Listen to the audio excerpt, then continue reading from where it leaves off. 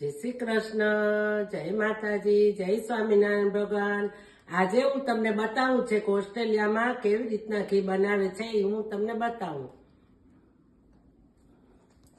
આ બટર છે, જો આ બટર હોય, આનું ઘી બનાવીએ છીએ ઓસ્ટ્રેલિયામાં।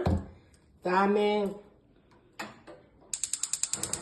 તપેલી મૂકી છે ને જા આવી રીતના આવું બટર હોય।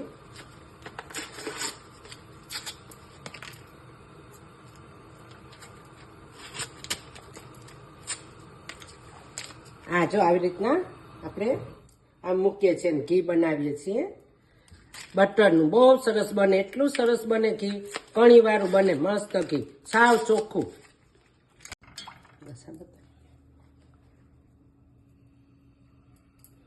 બસ હવે આપણે આને ઘીને થવા દેશું।